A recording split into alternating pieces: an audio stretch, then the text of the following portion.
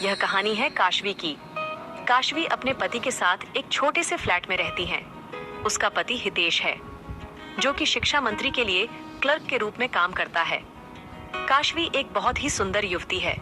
उसकी शादी एक छोटे से परिवार में हुई थी।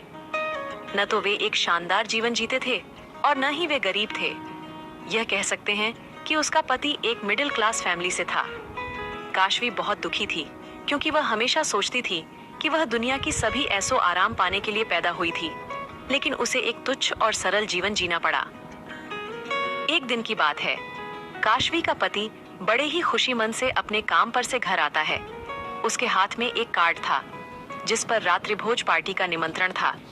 यह निमंत्रण पत्र उसे उसके कार्यालय से मिला था, जिसमें लिखा था कि रात का खाना आज उसके कार्यालय में ही होगा और एक शानदार पार्टी भी। हितेश इस बारे में अपनी पत्नी को बताता है। यह सुनकर उसकी पत्नी बहुत ही खुश होती है, लेकिन फिर वह कहती है, हमें इस पार्टी के लिए जाना चाहिए, पर मेरे पास उस पार्टी में पहनने के लिए कोई नई साड़ी और ज्वेलरी नहीं है। वहाँ पर तो एक से एक औरतें आएंगी और उन्होंने नई नई डिजाइन की साड़ी पहनी होगी। मेरे पास तो पार्टी में पहनने के लिए कुछ भी नहीं है। शायद मैं उस पार्टी में नहीं जा पाऊंगी।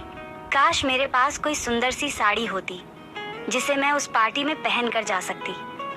हितेश काशवी से बहुत प्यार करता था। काशवी का उदास चेहरा देखकर हितेश का भी चेहरा मुरझा जाता है।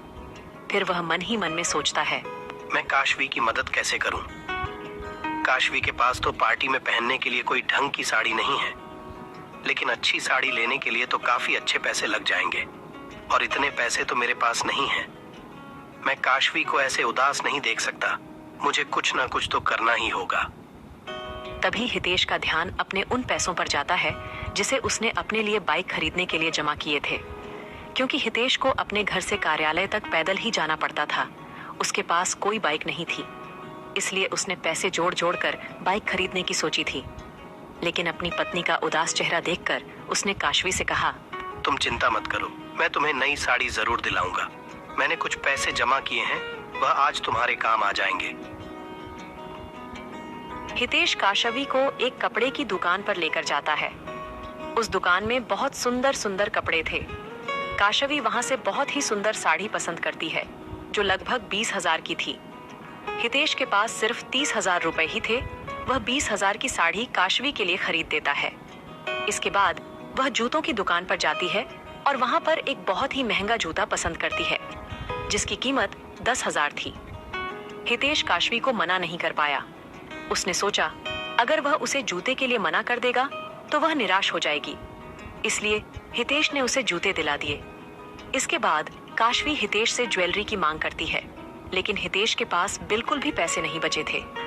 उसने काशवी से कहा, अब मेरे पास और पैसे नहीं हैं। मेरे पास बस इतनी ही सेविंग थी। काशवी बिना कुछ कहे चुपचाप हितेश के साथ घर आ जाती है। घर आकर काशवी जूते और साड़ी को देखकर बहुत खुश थी और वह हितेश से कहती है, धन्यवाद हितेश जी, मैं आज बहुत खुश हूँ।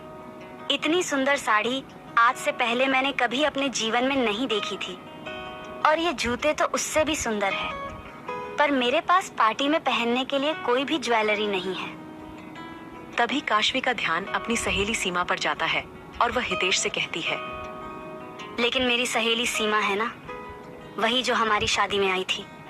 उसके पास बहुत सारे ज्वेलरी के कलेक्शन हैं। जब वह हमारी शादी में आई थी ना, तो उसने बहुत ही सुंदर ज्वेलरी पहनी थी। क्यों ना मैं उससे कुछ दिन के लिए ज्वेलरी उधार मांग लूं। मेरी बचपन की सहेली है, तो शायद वह मुझे मना नहीं करेगी। हाँ, वह तुम्हारी सहेली है तो हो सकता है वह तुम्हें मना न करे और तुम्हें कुछ दिन के लिए ज्वेलरी उधार में दे दे। ऐसा सोचकर अगले दिन काशवी अपनी सहेली सीमा के घर जाती है और वह सीमा से उस नेकलेस की मांग करती है जो उसने काशवी की शादी में पहना था। सीमा काशवी को वह नेकलेस लाकर दे देती है। तुम वह नेकलेस ले सकती हो, पर हाँ, 1 हफ्ते बाद ही तुम्हें मुझे वह नेकलेस लौटाना होगा, क्योंकि 1 हफ्ते बाद मुझे भी एक पार्टी में जाना है, तो मुझे भी उस नेकलेस की जरूरत होगी। हाँ ठीक है, वह नेकलेस मैं तुम्हें 1 हफ्ते से पहले ही लौटा दूंगी। मुझे बस कुछ समय के लिए